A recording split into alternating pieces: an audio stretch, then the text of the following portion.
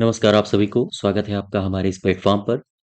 हम लोग भारत के संविधान और राज्य व्यवस्था में उत्तर प्रदेश लोक सेवा आयोग द्वारा पूछे गए प्रश्नों को हल कर रहे थे और आज का हमारा टॉपिक है संविधान सभा और उसकी समितियाँ और इसका ये भाग 1 है। इससे पहले हम लोगों ने 1773 के रेगुलेटिंग एक्ट से लेकर 1947 के भारत स्वतंत्रता अधिनियम तक के सारे अधिनियम कर लिए हैं। अगर आपने वो नहीं देखे हैं तो आप हमारी प्लेलिस्ट में जाके देख सकते हैं। इसकी आपको पीडीएफ अगर चाहिए तो आप हमारे टेलीग्राम चैनल से जुड़ें, वहाँ इसकी पीडीएफ आपको मिल जाएगी। तो चलिए शुरू करते हैं क्वेश्चन नंबर 1 से। और चैनल को सब्सक्राइब करिएगा, शेयर करिएगा। निम्नलिखित में से कौन संविधान सभा का एक गैर कांग्रेसी सदस्य था? गैर कांग्रेसी सदस्य कौन था? संविधान सभा के जो गैर कांग्रेसी सदस्य थे वो डॉक्टर बी आर अम्बेडकर थे। ठीक है। अच्छा, बी आर अम्बेडकर के बारे में, भीमराव अंबेडकर के बारे में कुछ बातें हैं जो हमारे परीक्षाओं में पूछी जाती हैं। जैसे जो इनका निर्वाचन हुआ था, ये पहले हुआ था बंगाल से। ठीक है। लेकिन बंगाल बाद में पाकिस्तान के कब्जे में चला गया, फिर इनका निर्वाचन वहां से रद्द हो गया। फिर पुनः इनको चुना गया था बंबई से। बंबई में एक शख्स थे, इनका नाम है एम जयकर। इनकी सीट को खाली कराया गया और इनके स्थान पर डॉक्टर भीमराव अंबेडकर को संविधान सभा में चुना गया था। तो ये क्वेश्चन पूछा जाता है कि अंबेडकर साहब को बंबई से किसकी सीट से चुना गया था? तो ये है एम आर जयकर। ठीक है। तो इसका जो सही उत्तर हो जाएगा वो हो जाएगा डॉक्टर भीमराव अंबेडकर। नेक्स्ट देखो, क्वेश्चन नंबर दूसरा। निम्नलिखित में से कौन से दल का प्रतिनिधित्व भारत की संविधान सभा में नहीं था? कौन सा दल था जिसका प्रतिनिधित्व भारत की संविधान सभा में नहीं था? कम्युनिस्ट पार्टी का प्रतिनिधित्व था। और जो कम्युनिस्ट पार्टी थी उसके, जैसे आपने नाम सुना होगा, सोमनाथ लाहिड़ी, ये इस पार्टी से संबंधित है। शेड्यूल्ड कास्ट फेडरेशन से डॉक्टर भीमराव अंबेडकर थे, भीमराव अंबेडकर। और लिबरल पार्टी का इसमें प्रतिनिधित्व नहीं था संविधान सभा में। ठीक है। तो आप इसको याद रखिएगा। संविधान सभा में किस दल का प्रतिनिधित्व नहीं था? आंसर होगा लिबरल पार्टी। ठीक है। नेक्स्ट देखो, भारतीय संविधान सभा के प्रथम दिन के अधिवेशन की अध्यक्षता इन्होंने की थी? पहले दिन के अधिवेशन की अध्यक्षता, ये बड़ा सिंपल सा क्वेश्चन है। 2015 में पूछा गया है। और किसने की थी इसकी अध्यक्षता? इसकी अध्यक्षता की थी, हाँ, पहला ऑप्शन, डॉक्टर सच्चिदानंद सिन्हा ने। आप दो तारीखें याद रखो, 9 दिसंबर 1946 और 11 दिसंबर 1946। इसमें पहले पहला अध्यक्ष चुना गया था, इन्हें चुना गया था सच्चिदानंद सिन्हा साहब को, और ये एक अस्थाई अध्यक्ष थे। ठीक है। और 11 दिसंबर 1946 को क्या हुआ था? पहले अध्यक्ष चुने गए थे, अध्यक्ष चुने गए।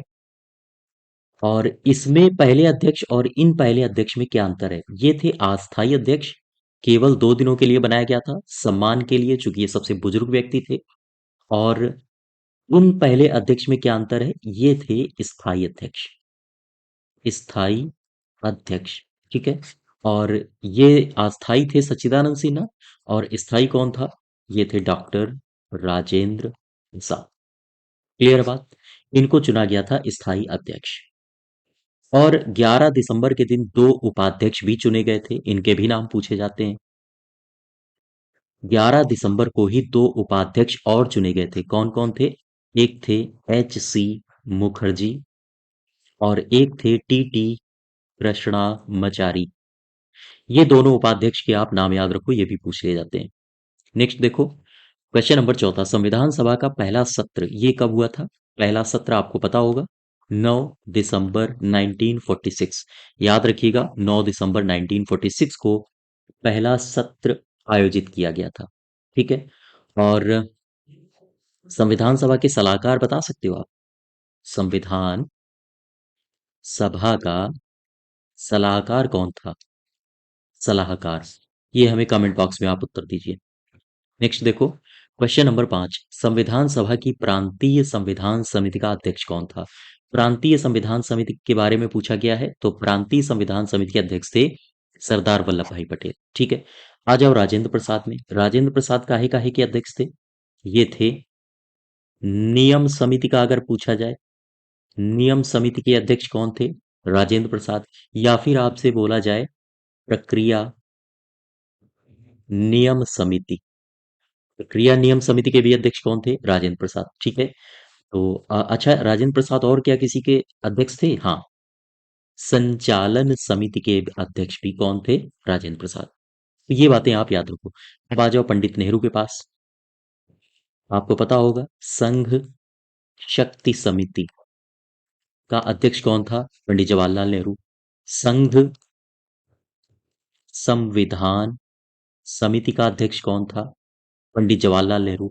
और एक और याद रखो, ये हमारे एग्जाम में बहुत पूछा जाता है, क्योंकि ये आमतौर पर, हाँ, विद्यार्थी याद नहीं करते हैं। और इसको आप याद रखिए, राज्यों से समझौता समिति, इसके भी अध्यक्ष कौन थे? ये नेहरू साहब। ठीक है। अब आ गया जो, ये जो आपको दिख रहे होंगे, भीमराव अंबेडकर साहब, ये काहे के अध्यक्ष थे? ये थे प्रारूप समिति के अध्यक्ष। ठीक है, क्लियर है बात? तो ये सारी बातें आप याद रखो। नेक्स्ट देखो, क्वेश्चन नंबर 6, संविधान सभा का संवैधानिक सलाहकार किसे नियुक्त किया गया था? ये कौन थे? ये थे डॉक्टर बी एन राव। मैंने अभी आपसे पूछा था, कमेंट बॉक्स में इसका इसका उत्तर दीजिए। तो क्वेश्चन नंबर 6 में मैंने इसका उत्तर दे दिया। डॉक्टर बी एन राव इसके थे संवैधानिक सलाहकार। ठीक है। अच्छा, ये जो बी एन राव थे, अ, इन्होंने संविधान का पहला प्रारूप बनाया था। और ये भी हमारे प्रश्न में, एग्जाम में प्रश्न पूछा गया है। तो याद रखिए इसको, इन्होंने संविधान का पहला क्या बनाया? प्रारूप बनाया था। ठीक है। तो इसको आप याद रखिएगा। आपसे पूछा जाता है संविधान का पहला प्रारूप किसने बनाया था? आंसर होगा बी एन राव। क्लियर बात? चलिए नेक्स्ट देखिए, भारतीय संविधान सभा का पहला प्रारूप किसने तैयार किया था? अभी मैंने बताया है बी एन राव ने।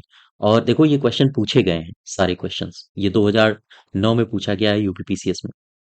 और ये जो पहला प्रारूप था, यहां से एक प्रश्न और पूछा जाता है, ये जो पहला प्रारूप था, इसमें कितने आर्टिकल्स थे और इसमें कितनी अनुसूचियां थीं? ये क्वेश्चन पूछा जाता है। इसमें अनुच्छेद कितने थे? अनुच्छेद थे 243। और अनुसूचियां कितनी थी? अनुसूचियां थीं 13। ठीक है। और डॉक्टर बी आर अम्बेडकर के बारे में एक बात याद रखो, ये काहे के अध्यक्ष थे? प्रारूप समिति के।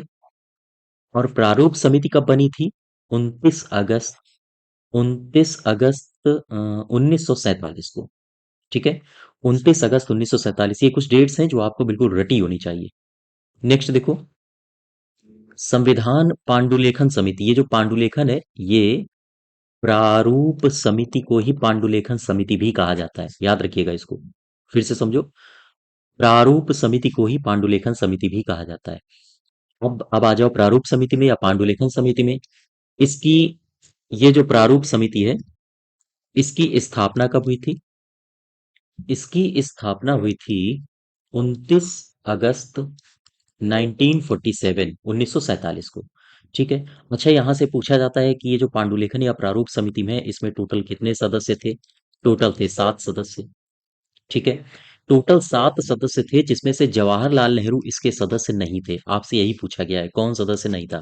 हमारा ये सही हो जाएगा।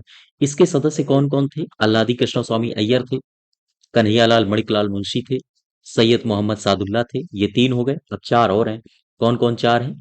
ये हैं, एक हैं एन माधव राव। ठीक है। और कौन कौन से हैं? एक है टी टी कृष्णामचारी, ये भी इसके सदस्य थे प्रारूप समिति के। एन गोपाला स्वामी, एन गोपाला स्वामी अयंगर, ये भी इसके सदस्य थे। अच्छा, ये जो टोटल कितने हो गए? 1 2 3 4 5 6, 6 हो गए। एक अध्यक्ष थे इसके। अध्यक्ष कौन थे? भीमराव अंबेडकर, ये इसके अध्यक्ष थे। ठीक है, याद रहेगा आपको। चलो क्वेश्चन नंबर नेक्स्ट देखो, संविधान की प्रारूप समिति में सम्मिलित सदस्यों की संख्या कितनी थी? ये थी टोटल 7 संख्या। क्लियर बात? क्वेश्चन नंबर नेक्स्ट देखो, निम्नलिखित में से कौन संविधान प्रारूप समिति के सदस्य थे? कौन था? आपसे ये पूछा है। एन गोपाला स्वामी अयंगर ये थे। और आगे दिया है जवाहरलाल नेहरू। जवाहरलाल नेहरू नहीं थे, सरदार वल्लभ भाई पटेल भी नहीं थे। तो पहला और तीसरा सही हो जाएगा, ए और सी, है ना, यही सही हो जाएगा। क्लियर है बात? नेक्स्ट देखो, संविधान सभा ने डॉक्टर भीमराव अंबेडकर की अध्यक्षता के प्रारूप समिति का गठन कब किया? संविधान सभा ने डॉक्टर भीमराव अंबेडकर की अध्यक्षता में प्रारूप समिति का गठन कब किया? 29 अगस्त 1947। ये रटा होना चाहिए आपको, आंसर हो जाएगा हमारा पहला। ठीक है, क्लियर है बात? अ, इसका गठन किया था 29 अगस्त 1947 को। क्वेश्चन नंबर 12 देखो, संविधान निर्मात्री परिषद की झंडा समिति का अध्यक्ष किसे बनाया गया था? संविधान निर्मात्री अ, जो संस्था थी उसमें एक झंडा समिति थी। झंडा समिति का अध्यक्ष किसे बनाया गया था? झंडा समिति का अध्यक्ष बनाया गया था, इनका नाम था डॉक्टर राजेंद्र प्रसाद को।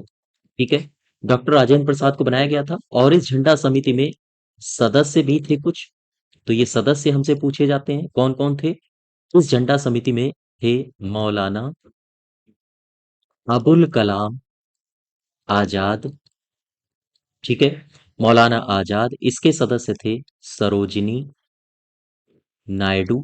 और इसके सदस्य थे कन्हैयालाल मणिकलाल मुंशी। और एक इसके सदस्य और थे, इनका नाम था भीमराव अंबेडकर। ठीक है, और इसी समिति ने ये निर्णय लिया था 22 जुलाई 1947 को कि हमारा जो ध्वज है तिरंगा, उसे इन्होंने स्वीकार किया था राष्ट्रीय ध्वज के रूप में। क्लियर है बात? बात समझ पा रहे हो आप? झंडा समिति का अध्यक्ष कौन था? डॉक्टर राजेंद्र प्रसाद। इसके अन्य सदस्य कौन थे? तो मैंने ये लिख दिए हैं। और इसी समिति ने ये निर्णय लिया था 22 जुलाई 1947 को कि हमारा राष्ट्रीय ध्वज तिरंगा होगा। तो ध्वज को कब अपनाया गया था? 22 जुलाई 1947। क्वेश्चन एक यहाँ से और पूछा जाता है कि जो हमारा राष्ट्रीय ध्वज है, इसकी डिजाइन किसने बनाई थी? इसकी डिजाइन याद रखिएगा, पिंगली वेंकैया, ई वेंकैया ने इसकी डिजाइन बनाई थी। ठीक है, तो हमारा जो सही उत्तर हो जाएगा यहां से वो हो जाएगा डॉक्टर राजेंद्र प्रसाद। नेक्स्ट देखो, भारतीय नागरिकों के मूल अधिकारों को अंतिम रूप देने के लिए संविधान निर्मात्री सभा द्वारा नियुक्त समिति के अध्यक्ष कौन थे? फिर से समझो, भारतीय नागरिकों के मूल अधिकारों को अंतिम रूप देने के लिए नियुक्त समिति के अध्यक्ष कौन थे? यानी मूल अधिकारों के लिए जो समिति बनाई गई थी उसका अध्यक्ष कौन था, आपसे ये पूछा है। तो याद रखो, मौलिक अधिकार, मौलिक अधिकार कामा अल्पसंख्यकों एवं अ, जनजातियों, ये पूरा आपको याद रखना है, तथा बहिष्कृत क्षेत्र के, बहिष्कृत क्षेत्र के लिए सलाहकार समिति, इसका अध्यक्ष कौन था? इसके अध्यक्ष थे सरदार पटेल। तो आपका जो सही उत्तर हो जाएगा वो हो जाएगा सरदार पटेल। अब इसके अंतर्गत उप समितियां थी, इसके अंतर्गत एक उप समिति थी, इसका नाम है मौलिक अधिकार, मौलिक अधिकार उप समिति। अब इस उप समिति का अध्यक्ष थे जे बी कृपलानी। ठीक है, तो कंफ्यूजन बिल्कुल नहीं रखना है। आपसे अगर पूछा जाए मौलिक अधिकार को अंतिम रूप देने के लिए जो समिति बनी थी उसका अध्यक्ष कौन था, तो होगा पटेल साहब। लेकिन अगर आपसे वही पूछ दिया जाए मौलिक अधिकारों के लिए उप समिति का अध्यक्ष कौन था, तो आंसर हो जाएगा जे बी कृपलानी। ठीक है, कंफ्यूजन बिल्कुल नहीं करना है। क्वेश्चन नंबर नेक्स्ट देखो, भारतीय संविधान को संविधान सभा द्वारा अंगीकृत किया गया था। कब? कब किया गया अंगीकृत?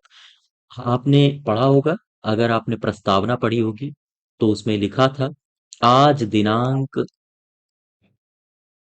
आज दिनांक 26 नवंबर 1949 को, 1949 को संविधान को अंगीकृत कामा आत्मार्पित कामा अधिनियमित किया जाता है, किया जाता है। ठीक है, तो अंगीकृत कब किया गया? आत्मार्पित कब किया गया, अधिनियमित कब किया गया? 26 नवंबर 1949। आंसर हो जाएगा आपका चौथा।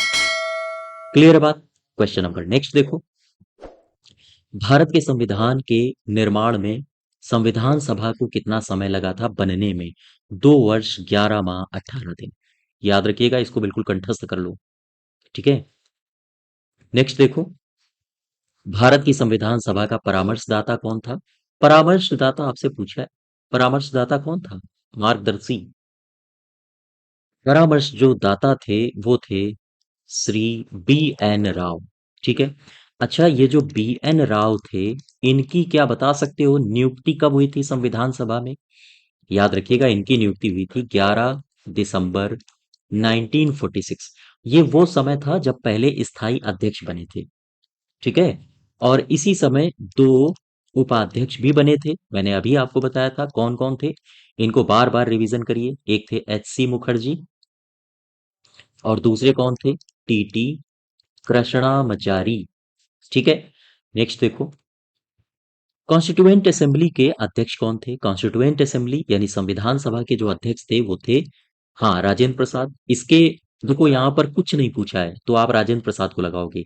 अगर यही टर्म्स एंड कंडीशंस डाल देता कि बताओ कॉन्स्टिट्यूएंट असेंबली के स्थायी अध्यक्ष कौन थे और कॉन्स्टिट्यूएंट असेंबली के अस्थायी अध्यक्ष कौन थे, तो आंसर बदल जाते। स्थायी में तो यही रहेंगे और अस्थायी में हो जाएंगे सच्चिदानंद सिन्हा। ठीक है, क्लियर है बात? और कॉन्स्टिट्यूएंट असेंबली की बात आ गई। क्या बता सकते हो कि संविधान जो सभा थी उसमें टोटल मेंबर्स कितने थे? 389, 389। 389 में से ब्रिटिश प्रांत से कितने थे और कमिश्नरी प्रांत से कितने थे और रियासतों से कितने थे? बताइए भाई। प्रांतों से थे 292, कमिश्नरी से थे 4 और रियासतों से थे 73। अब जरा इनको देखो, 389 हो रहे हैं, 4 3 7 2 9। हाँ ठीक है। और नेक्स्ट देखो, क्वेश्चन नंबर निम्नलिखित 18 में देखो, निम्नलिखित घटनाओं पर विचार कीजिए और उन्हें सही कालानुक्रम में लगाइए। प्रारूप समिति की नियुक्ति कब हुई थी? मैंने अभी बताया था आपको, 29 अगस्त 1947 को। संविधान पारित कब हुआ था? आप बताइए, संविधान पारित कब हुआ था?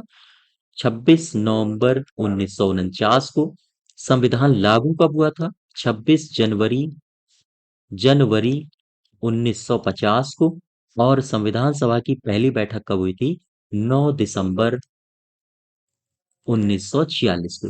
तो अब आप इसको सही कालानुक्रम में लगा सकते हो। ठीक है, नेक्स्ट देखो, 1946 में गठित संविधान सभा के बारे में निम्नलिखित में से कौन सा कथन सही है?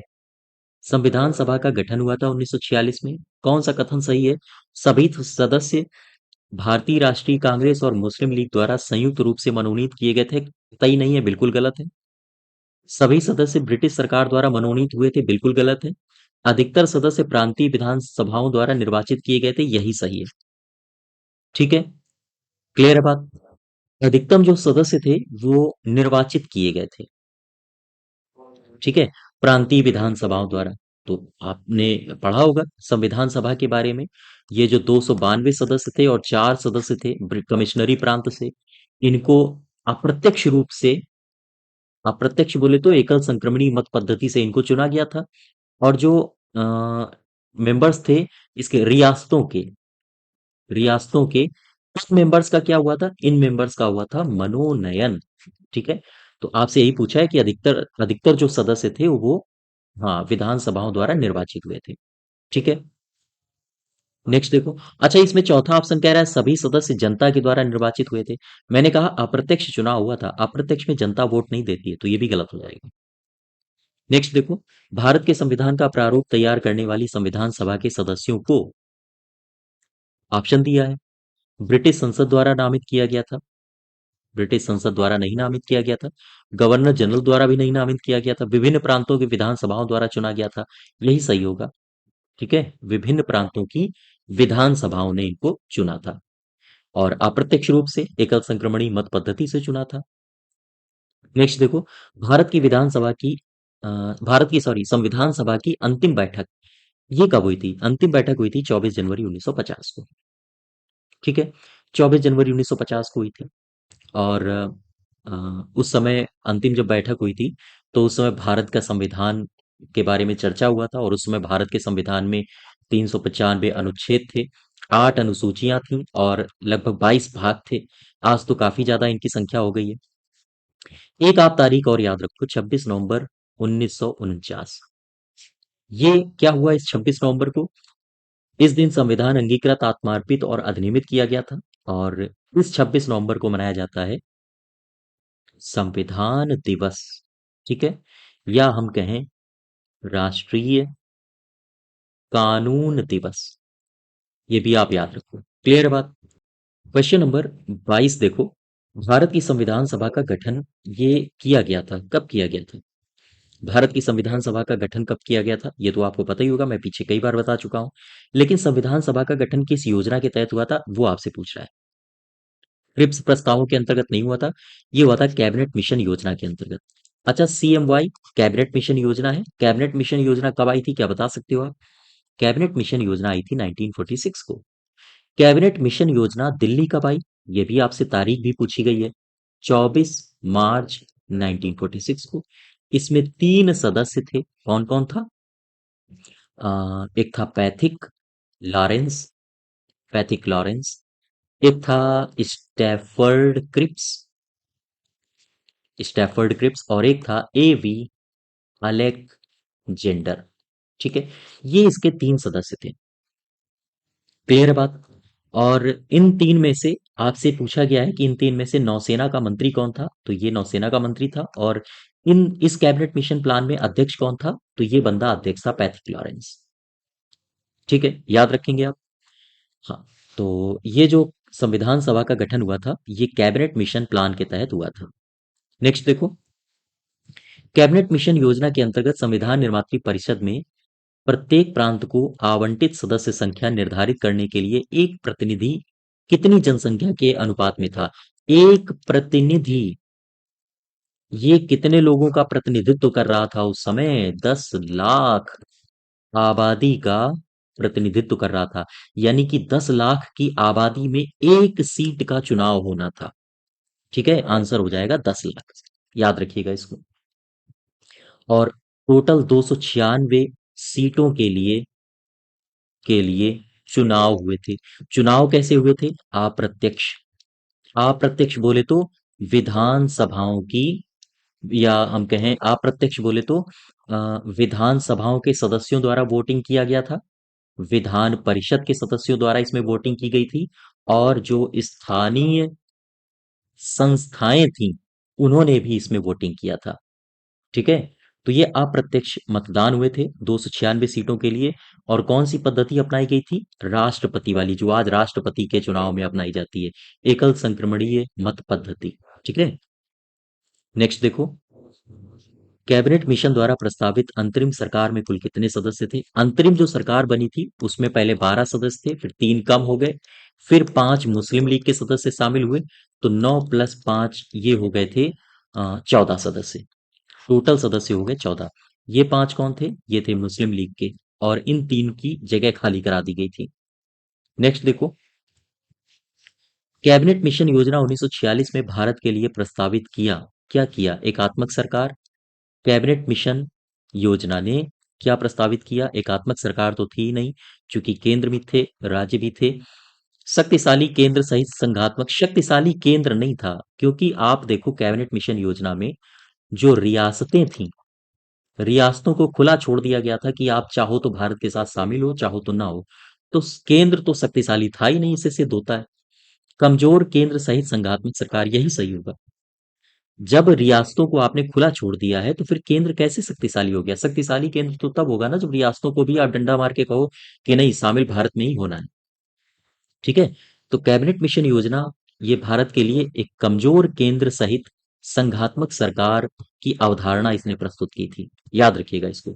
तो ये हमारा पहला पार्ट है संविधान सभा और उसकी समितियों का। ठीक है। और इसकी अगर आपको PDF चाहिए तो आप हमारे टेलीग्राम चैनल से जुड़ सकते हैं, PDF आप डाउनलोड कर सकते हैं। चैनल को सब्सक्राइब करिएगा, शेयर करिएगा। धन्यवाद।